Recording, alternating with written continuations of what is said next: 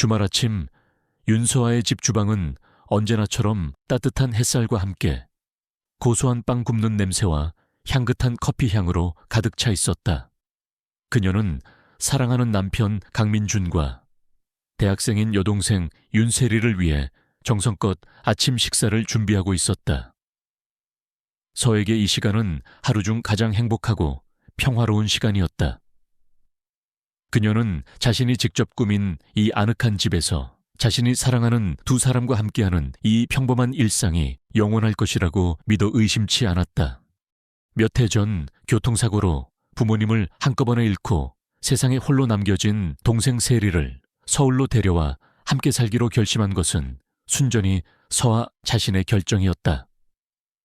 그녀는 동생이 겪었을 아픔을 보듬어 안고 그녀에게 새로운 가족이 되어주어야 한다고 생각했다. 남편 민준 역시 그런 아내의 따뜻한 마음에 반대 없이 동의해 주었다. 서아는 세리를 친딸처럼 혹은 그 이상으로 아끼고 보살폈다. 그녀는 자신의 모든 것을 희생하여 동생의 성공을 돕고 싶었다. 몇 년 전 서아는 자신의 분야에서 최고의 실력을 인정받아 모두가 꿈꾸는 파리의 한 디자인 스쿨로부터 장학금을 받고 유학을 갈 수 있는 절호의 기회를 얻었었다. 하지만 그녀는 그 모든 것을 포기했다. 자신을 의지하고 있는 어린 동생을 홀로 한국에 남겨두고 떠날 수는 없었기 때문이었다. 그녀는 자신의 꿈 대신 동생의 미래를 선택했다. 언니는 세리 네가 곁에 있는 게 더 좋아. 유학은 나중에라도 갈 수 있지만 우리 세리가 힘든 시간 보내는 건 언니가 볼 수 없지. 그녀는 그렇게 자신의 가장 큰 기회를 아무렇지도 않게 동생을 위한 희생으로 바꾸었다. 오늘 아침 식탁의 분위기 역시 화기애애했다. 형부, 오늘따라 더 멋있어 보이시는데요. 이 넥타이 언니가 사준 거죠. 정말 잘 어울려요. 세리는 애교 섞인 목소리로 형부인 민준에게 칭찬을 건넸고 민준은 그런 처제가 귀엽다는 듯 흐뭇한 미소를 지으며 그녀의 머리를 쓰다듬어 주었다. 우리 처제는 갈수록 더 예뻐지네. 이러다 웬만한 남자들은 눈에 차지도 않겠어. 에이, 형부도 참. 두 사람은 언제나처럼 다정하고 보기 좋은 형부와 처제 사이처럼 보였다. 하지만 그들을 지켜보는 서아의 눈에는 보이지 않는 아주 미묘하고도 위험한 기류가 두 사람 사이에 흐르고 있었다. 그들이 서로를 바라보는 눈빛 속에는 가족 간의 애정을 넘어선 어떤 깊고도 은밀한 감정이 숨겨져 있었고 그들이 나누는 농담 속에는 그들만이 아는 비밀스러운 암호 같은 것이 뒤섞여 있었다. 하지만 사랑의 눈이 먼 그리고 동생에 대한 절대적인 신뢰를 가진 서아는 그 위험한 신호를 전혀 감지하지 못했다. 그녀는 그저 자신의 남편이 동생에게 좋은 형부가 되어주는 것이 고맙고 동생이 그런 형부를 잘 따르는 것이 대견할 뿐이었다. 그녀는 자신이 만든 이 완벽한 가정의 평화가 사실은 가장 가까운 두 사람의 배신 위에 세워진 위태로운 신기루라는 것을 꿈에도 알지 못했다. 하지만 다른 사람들의 눈에는 그들의 위태로운 관계가 보이고 있었다. 며칠 뒤 주말을 맞아 세 사람은 함께 서아의 부모님 산소를 찾았다. 성묘를 마친 후 근처 식당에서 가족들과 함께 식사를 하는 자리였다. 서아의 이모는 자신의 조카딸 서아가 남편과 동생에게 헌신하며 행복하게 살아가는 모습을 보며 대견해 하면서도 동시에 그들 세 사람 사이에 흐르는 기묘한 분위기에 불안한 눈빛을 감추지 못했다. 그녀는 민준이 아내인 서아보다 처제인 세리를 더 살갑게 챙기는 모습, 그리고 세리가 그런 형부를 바라보는 눈빛이 결코 평범한 처제의 그것이 아니라는 것을 어렴풋이 느끼고 있었다. 그녀는 자신의 조카딸이 상처받게 될까봐 몇 번이고 이 문제에 대해 이야기하려 했지만 차마 입을 뗄 수가 없었다. 집으로 돌아온 그날 밤 사건이 터졌다. 세 사람은 거실에 모여 앉아 함께 영화를 보고 있었다. 세리가 음료수를 마시다가 실수인 척 자신의 블라우스에 음료수를 쏟았다. 어머. 어떻게 그녀가 비명을 지르자 민주는 기다렸다는 듯이 자리에서 일어나 휴지를 들고 그녀에게 다가갔다. 그리고는 그녀의 가슴팍에 묻은 음료수를 너무나도 다정하고 자연스럽게 닦아주기 시작했다. 그의 손길은 단순한 도움을 넘어선 어떤 노골적인 애정 표현에 가까웠다. 서아는 그 순간 처음으로 두 사람의 관계에 대한 아주 강력하고도 불길한 의심을 느끼게 되었다.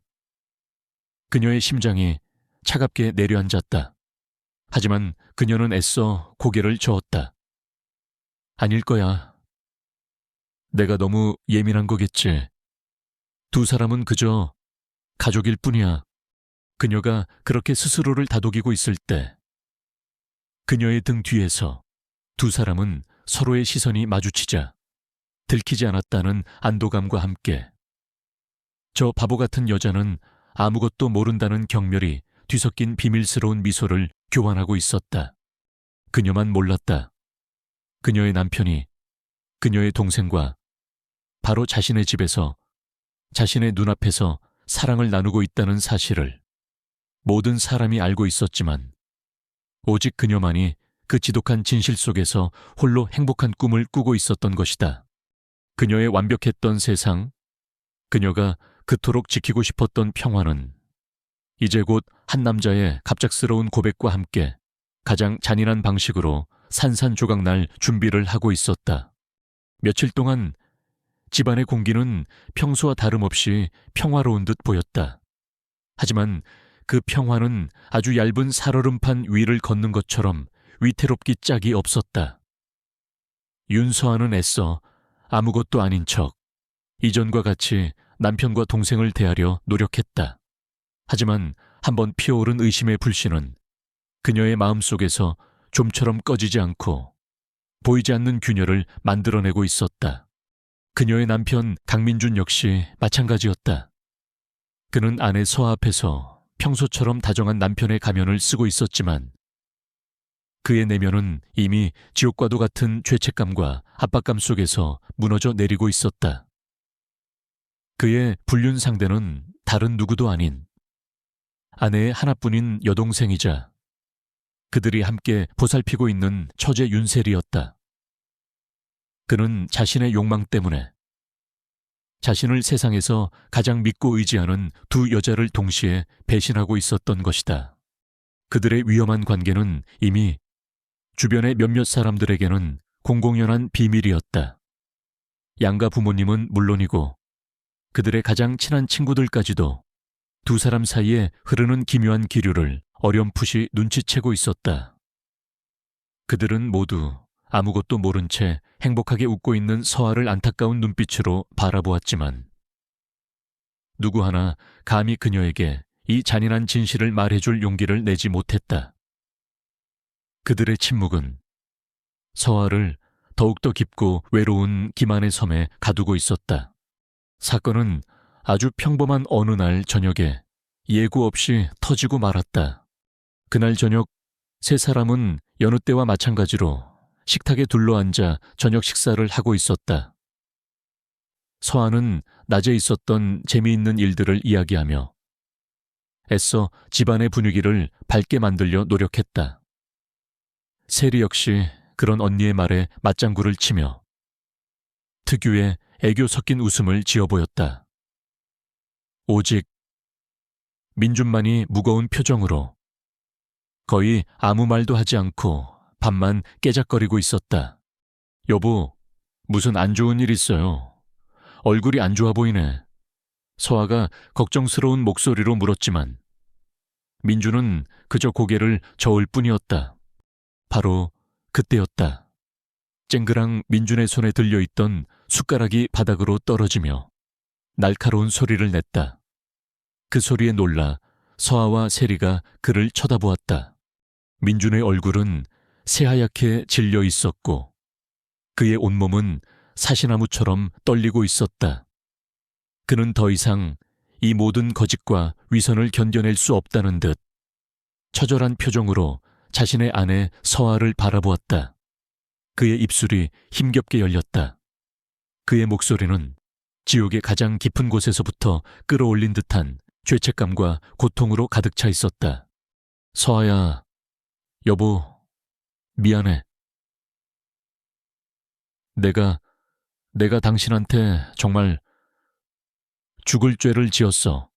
서아는 남편의 갑작스러운 말에 무슨 영문인지 몰라 어리둥절한 표정을 지었다. 갑자기 무슨 소리예요? 여보, 왜 그래요? 민주는 깊은 숨을 한번 몰아쉬었다. 그리고는 아내 서아와 그녀의 옆에 앉아있는 처제 세리를 번갈아 쳐다보며 마침내 그 끔찍한 비밀을 그 자신의 입으로 직접 터뜨리고 말았다. 나는 세리와 외도를 하고 있었어. 그 한마디가 터져 나오는 순간 세상의 모든 소리가 멎는 듯 했다. 서아의 머릿속이 하얗게 비었고 아무런 생각도 할 수 없었다. 그녀는 자신이 지금 무슨 말을 들은 것인지, 그리고 눈앞의 이 상황이 현실인지조차 분간할 수 없었다. 그녀는 실성한 사람처럼 웃음을 터뜨렸다. 농담이죠, 여보. 정말 재미없는 농담이네. 갑자기 왜 그래요? 하지만 민준의 그 고통스러운 표정과 그 옆에서 공포에 질려 사색이 된 차에 떨고 있는 동생 세리의 모습을 보는 순간 그녀는 깨달았다. 이것은 농담이 아니었다. 이것은 지독하고도 잔인한 현실이었다. 그녀의 온몸의 피가 차갑게 식어내렸다. 숨이 막혀왔고 눈앞이 아득해졌다. 그녀가 세상에서 가장 사랑하고 믿었던 두 사람, 남편과 여동생 그 두 사람이 자신을 완벽하게 속이고 자신의 등 뒤에서 자신들의 집 안에서 추악한 배신의 관계를 맺어왔다는 사실. 언니 아니야, 나는 아니야, 형부가 나한테 억지로. 상황을 파악한 세리가 먼저 비명을 지르며 자신의 죄를 부정하기 시작했다. 그녀는 눈물을 흘리며 모든 책임을 민준에게 떠넘기려 했다. 그녀의 그 가증스러운 연기에 서아의 마지막 남은 이성의 끈이 끊어지는 듯했다. 서아는 자리에서 벌떡 일어났다. 그녀는 울부짖거나 소리치지도 않았다. 대신 그녀의 눈빛은 그 어떤 분노의 외침보다도 더 무섭고 차갑게 빛나고 있었다. 그녀는 자신을 배신한 두 남녀를 경멸이 가득 담긴 눈으로 번갈아 쳐다보았다. 그녀의 완벽했던 세상은 남편의 그 갑작스러운 고백 한마디에 그렇게 산산조각 나버렸다. 그녀가 그토록 지키고 싶었던 평화로운 가정은 이제 배신과 거짓으로 얼룩진 지옥이 되어버렸다. 그녀의 마음속에서 슬픔을 넘어선 어떤 차가운 분노가 타오르기 시작했다. 그녀는 이제 더 이상 순진하고 마음 약한 아내이자 언니가 아니었다. 그녀는 자신의 모든 것을 파괴한 두 사람에게 그들이 저지른 죄의 대가를 반드시 묻게 될 차가운 복수의 화신이 되어가고 있었다. 그녀의 진짜 이야기는 이제 막 그 비극적인 서막을 올린 것이었다. 남편 강민준의 충격적인 고백이 끝나자 식탁 위에는 무거운 침묵이 흘렀다. 윤서아는 자신의 눈앞에서 벌어진 이 비현실적인 상황을 도저히 받아들일 수가 없었다.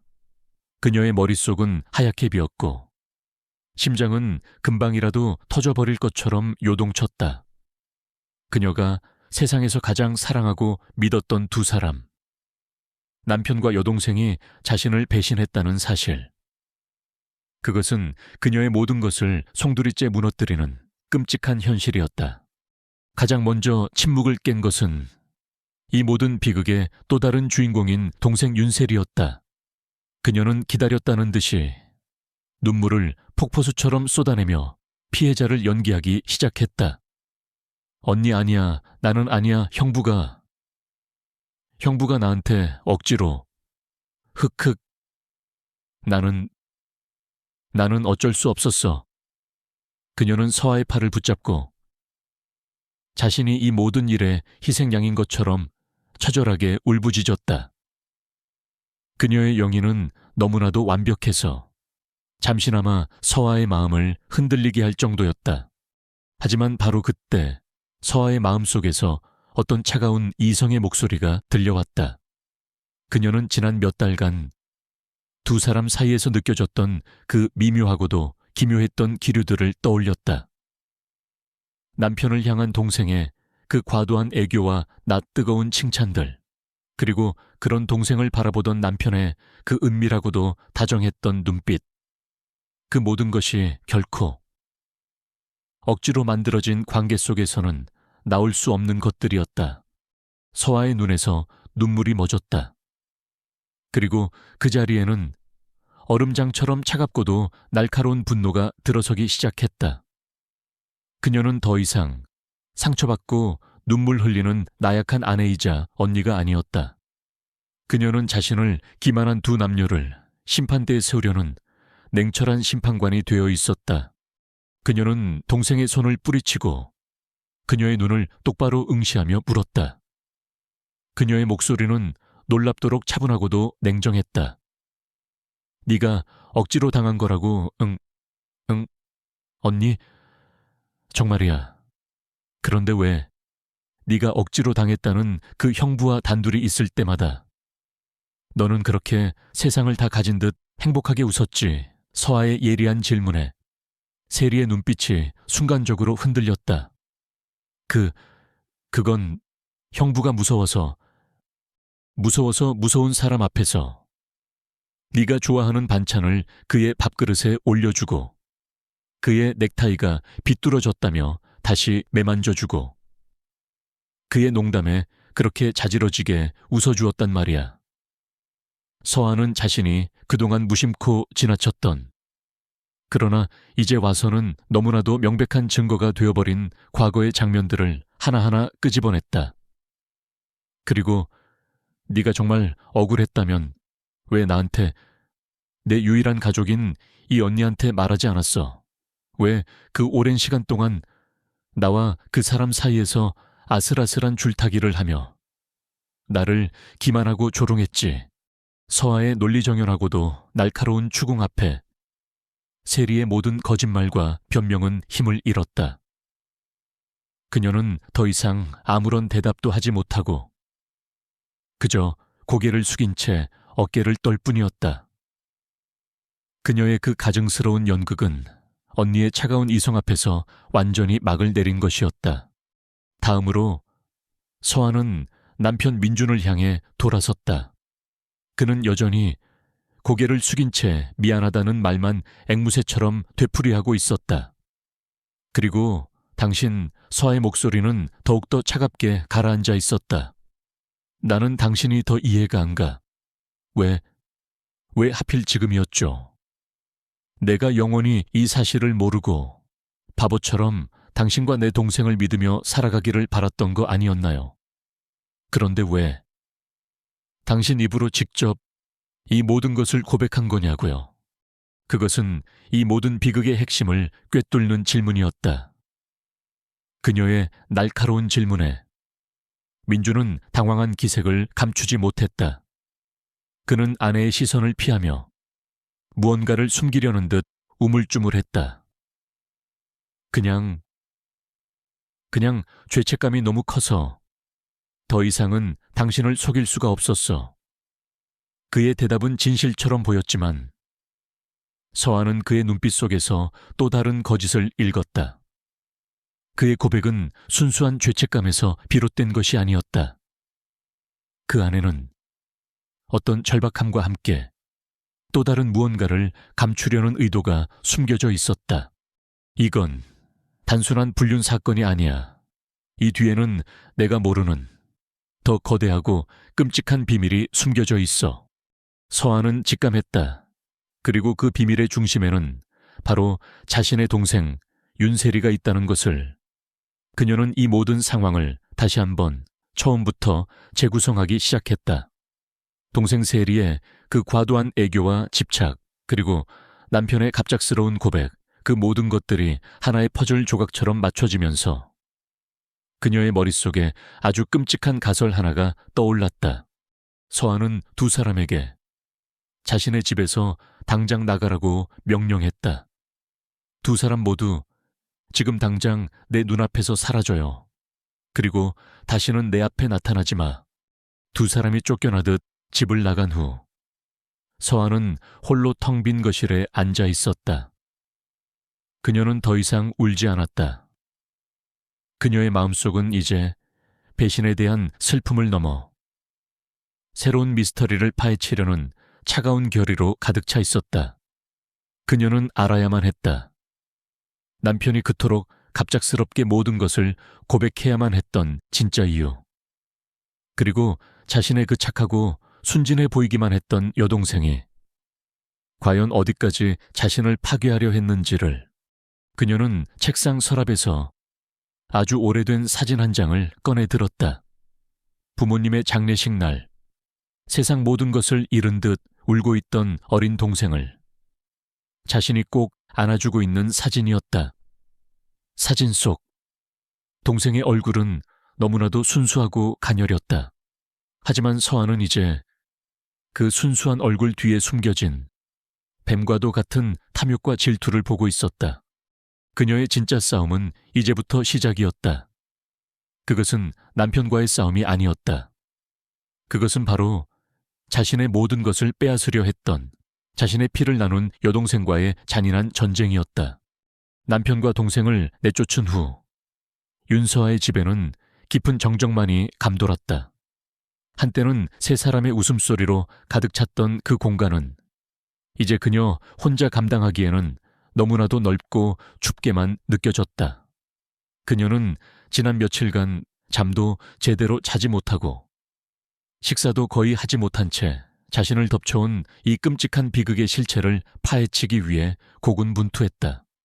그녀는 남편 강민준의 갑작스러운 고백 뒤에 분명 또 다른 비밀이 숨겨져 있을 것이라고 직감했다. 죄책감만으로는 지난 수년간 자신을 완벽하게 속여왔던 그가 그토록 갑작스럽고 어설프게 모든 것을 털어놓았다는 것이 설명되지 않았다. 그 이면에는 여동생 윤세리와 관련된 더 거대하고 추악한 음모가 도사리고 있을 터였다. 서한은 사설 탐정을 고용했다. 그녀는 탐정에게 동생 윤세리의 최근 몇 달간의 모든 행적을 샅샅이 조사해달라고 의뢰했다.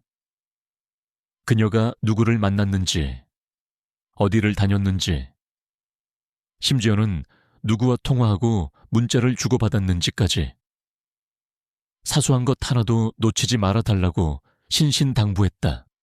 며칠 뒤 탐정으로부터 첫 번째 보고서가 도착했다.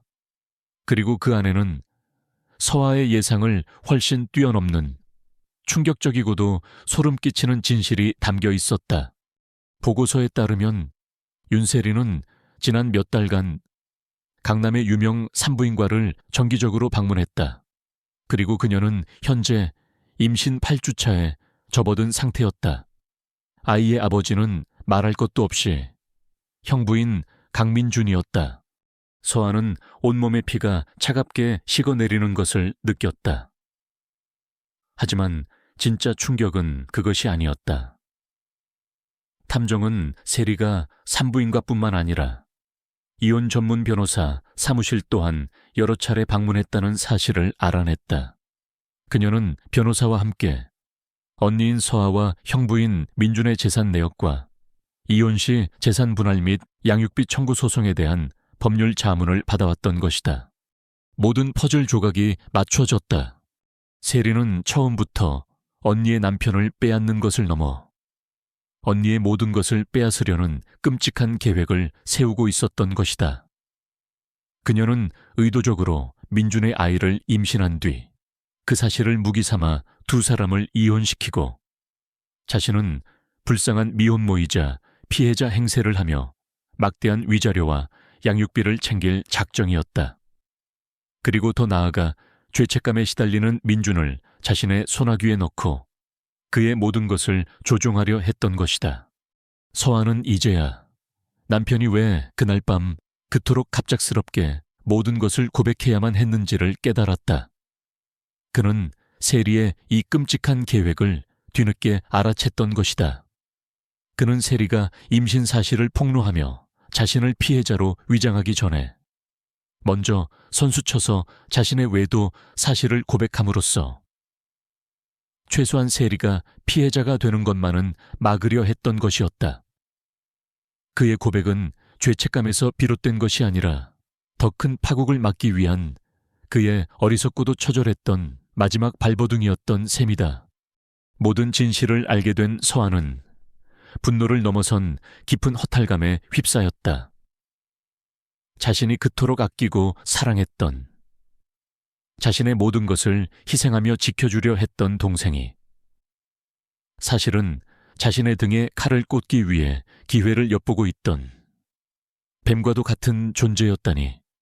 그녀는 당장이라도 세리에게 달려가 그녀의 머리채를 잡고 그녀의 그 가증스러운 위선을 만천해 폭로하고 싶었다. 하지만 그녀는 이성을 잃지 않았다. 그녀는 이제 감정적으로 대응할 때가 아니라는 것을, 그리고 이 모든 것을 끝내기 위해서는 더 확실하고 치밀한 계획이 필요하다는 것을 알고 있었다. 그녀의 진짜 싸움은 이제부터 시작이었다. 그것은 더 이상 남편과 내연녀의 불륜에 대한 분노가 아니었다. 그것은 자신의 인생을 송두리째 파괴하려 했던 악마와도 같은 여동생을 향한 한 여자의 처절한 응징이자 심판이었다. 서아는 자신의 방으로 들어가 아주 오랜만에 화장대 앞에 앉았다. 그녀는 자신의 얼굴을, 그리고 자신의 눈빛을 가만히 들여다보았다. 그녀의 눈빛은 더 이상 상처받은 피해자의 그것처럼 슬픔에 젖어 있지 않았다. 그 안에는 복수를 결심한 자의 차갑고도 아름다운 불꽃이 타오르고 있었다. 그녀는 결심했다. 자신의 모든 아름다움과 지성을 이용해 동생 윤세리에게, 그리고 그녀의 어리석은 공범자인 남편 강민준에게 그들이 저지른 죄의 대가를 반드시 뼈저리게 치르게 하리라고. 그녀가 연출할 잔인하고도 통쾌한 복수극의 막이 이제 서서히 오르고 있었다. 그녀는 더 이상 이 연극의 피해자가 아니었다. 그녀는 이제 이 연극의 작가이자 감독이자 그리고 마지막 심판을 내릴 주인공이 될 터였다. 모든 진실을 알게 된 윤서아의 복수는 차갑고도 지능적으로 시작되었다. 그녀는 더 이상 상처받은 피해자의 얼굴로 눈물만 흘리고 있지 않았다. 대신 그녀는 자신의 모든 것을 빼앗으려 했던 두 남녀, 남편 강민준과 여동생 윤세리를 심판대에 세우기 위한 마지막 무대를 직접 설계하기 시작했다.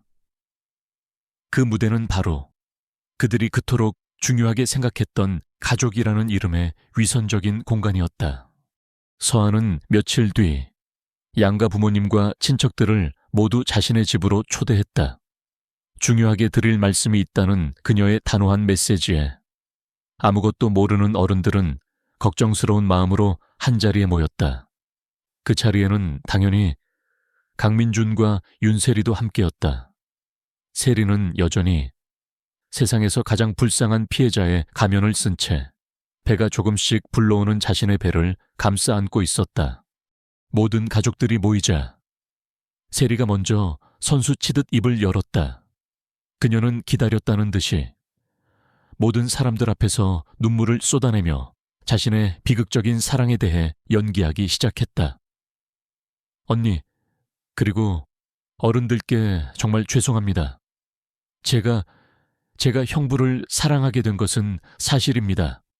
하지만 결코 제 의지가 아니었습니다. 형부가 저를 너무나도 힘들게 했습니다. 그녀는 자신이 민준에게 일방적으로 유린당했으며 그 결과로 원치 않는 아이까지 갖게 된 비련의 여주인공인 척했다. 그녀의 그 처절한 연기에 몇몇 마음 약한 친척들은 그녀를 동정의 눈빛으로 바라보며 오히려 서아를 나무라는 듯한 시선을 보내기도 했다. 서아야, 네가 언니니까 동생이 저렇게 힘들어하는데 네가 좀 보듬어 안아야 하는 거 아니니 어쩌겠어. 이미 뱃속에 아이까지 있다는데. 바로 그때였다. 서아가 자리에서 일어나 거실의 대형 TV 화면을 켰다. 여러분, 제 동생의 이 처절한 연기 정말 감동적이지 않으신가요? 아마 아카데미 여우주연상이라도 줘야 할 것 같습니다. 그녀의 차가운 목소리에 거실 안의 공기가 순간 얼어붙었다. 하지만 여러분, 모든 연극에는 반전이 있는 법이죠. 지금부터 제가 진짜 이야기를 들려드리겠습니다. TV 화면에는 사설 탐정을 통해 확보한 영상과 녹취 파일들이 재생되기 시작했다. 그 안에는 세리가 자신의 친구와 통화하며 내가 형부 아이만 가지면 이 집은 다 내 거야. 우리 언니, 그 바보 같은 여자는 알아서 떨어져 나가게 되어 있어 라며 웃는 목소리. 그리고 이혼 전문 변호사를 만나 언니의 재산을 빼앗을 방법을 모의하는 장면까지. 그녀의 모든 추악한 음모가 고스란히 담겨 있었다. 모든 사람들이 경악을 금치 못했다. 세리의 얼굴은 새하얗게 질려갔고 그녀는 공포에 질려 비명을 질렀다. 아니야, 저건 다 거짓말이야. 조작된 거라고. 조작 서아가 차가운 미소를 지으며 말했다. 그렇다면 이건 어떻게 설명할 거지? 그녀는 마지막으로 자신의 남편 민준이 그녀에게 건넨 또 다른 녹취 파일을 재생했다. 그 안에는 민준이 모든 것을 고백하기 직전 세리가 그에게 오빠, 이제 언니한테 우리 관계랑 임신 사실 다 말해버리자. 그리고 이 집에서 저 여자 쫓아내고 우리가 여기서 사는 거야 라며 그를 협박하는 내용이 담겨 있었다. 민준은 세리의 그 끝없는 탐욕과 악랄함에 치를 떨었고 더 큰 파국을 막기 위해 아내에게 먼저 모든 것을 고백하기로 결심했던 것이었다. 그는 비겁했지만 최소한의 양심은 남아있었던 셈이다. 모든 진실이 밝혀지자 가족들은 분노에 차 세리를 맹비난했다. 그녀의 부모님마저도 자신들이 낳은 딸이 이토록 무서운 악마였다는 사실에 치를 떨며 그녀에게 등을 돌렸다. 서아는 그 모든 혼란의 중심에서 마지막으로 판결을 내렸다. 윤세리, 너는 더 이상 내 동생이 아니다. 그리고 우리 가족도 아니다. 당장 내 집에서 나가. 그리고 다시는 내 눈앞에 나타나지 마. 만약 네가 낳을 그 아이를 무기 삼아 다시 한번 우리 가족을 위협하려 든다면 그때는 정말 내가 가진 모든 힘을 동원해서 너를 사회에서 완전히 매장시켜 버릴 테니. 그리고 그녀는 자신 앞에 무릎 꿇고 용서를 비는 남편 민준을 향해 돌아섰다. 그리고 나는 당신을 용서할 수 없어요. 하지만 마지막 순간에 당신이 내게 진실을 고백해준 그 용기 하나만큼은 인정하도록 하죠. 우리는 이혼할 겁니다. 하지만 나는 당신에게 한 명의 인간으로서 다시 일어설 수 있는 마지막 기회를 주겠어요. 그녀는 그에게 위자료를 요구하는 대신 그가 자신의 힘으로 새로운 삶을 시작할 수 있도록 최소한의 배려를 해주었다. 그것은 그녀가 그에게 베푸는 마지막 온정이었고 동시에 가장 잔인한 복수이기도 했다. 그는 평생 자신의 어리석은 선택을 후회하며 그녀의 그림자 속에서 살아가야 할 터였다. 모든 것이 끝났다. 서아는 길고도 험난했던 전쟁에서 완벽하게 승리했다. 그녀는 자신을 배신한 모든 이들을 심판했고 자신의 가정을 지켜냈다. 몇 년 뒤 서아는 대한민국 최고의 건축 디자이너로서 그리고 한 아이의 당당한 어머니로서 눈부신 삶을 살아가고 있었다. 그녀는 자신의 경험을 바탕으로 가정폭력과 배신으로 고통받는 여성들을 위한 재단을 설립하여 그들의 새로운 시작을 돕는 일에 헌신했다. 어느 날 그녀는 우연히 길에서 아주 평범하고 초라한 모습으로 살아가고 있는 전남편 민준과 마주쳤다. 그는 그녀를 알아보았지만 차마 그녀에게 다가오지 못하고 고개만 숙인 채 스쳐 지나갔다. 그의 등 뒤로 그를 꼭 닮은 어린아이의 손을 잡고 있는 한때는 그녀의 동생이었던 세리의 모습도 보였다. 그들은 그들만의 지옥 속에서 자신들의 죗값을 치르며 살아가고 있었다. 서아는 그들을 잠시 바라보다가 이내 아무런 감정 없이 돌아섰다. 그녀의 마음속에는 더 이상 어떤 원망이나 미련도 남아있지 않았다. 그녀는 자신의 상처와 화해했고 자신의 힘으로 온전한 행복을 쟁취해낸 것이었다. 그녀는 하늘을 올려다보았다. 맑고 푸른 하늘이 그녀를 향해 미소 짓고 있었다. 그녀의 진짜 인생, 그녀의 두 번째 봄은 그렇게 가장 눈부신 모습으로 영원히 계속될 터였다. 독자 여러분께 지금까지 남편은 아내의 여동생과 외도를 하고 있었다. 모든 사람은 알고 있었지만 아내만 몰랐다. 그러던 중 그는 갑자기 모든 것을 고백했다. 라는 충격적인 제목의 이야기를 끝까지 함께해 주셔서 진심으로 감사드립니다. 이 이야기는 가장 가까운 사람들에게서 받은 깊은 배신과 상처를 한 여성이 어떻게 극복하고 자신의 존엄성과 행복을 되찾아가는지를 그리고자 했습니다. 주인공 윤서아 씨의 여정은 때로는 가장 끔찍한 진실을 마주하는 것이 역설적이게도 우리를 구원하는 유일한 길이 될 수 있다는 것을 보여줍니다. 그녀는 자신을 둘러싼 기만의 세계에 주저앉는 대신 용기를 내어 진실을 파헤쳤고 자신의 지혜와 강인함으로 모든 것을 바로잡았습니다. 그녀의 이야기는 우리에게 진정한 강인함이란 단순히 시련을 견뎌내는 것이 아니라 그 시련과 정면으로 맞서 싸우고 자신의 운명을 스스로 개척해 나가는 데 있다는 것을 보여줍니다. 이 이야기가 독자 여러분께 작은 울림과 함께 인간관계 속에서의 신뢰와 배신, 그리고 용서와 복수의 의미에 대해 다시 한번 생각해보는 계기가 되셨기를 바랍니다. 그리고 어떤 어려움 속에서도 자기 자신을 잃지 않고 당당하게 자신의 행복을 찾아 나설 수 있는 용기를 얻으셨기를 소망합니다. 이 길고도 파란만장했던 여정에 함께해 주신 모든 분들께 다시 한번 깊은 감사의 말씀을 전하며 여러분의 삶에도 언제나 진실되고 따뜻한 관계의 축복이 함께하시기를 진심으로 기원합니다. 감사합니다.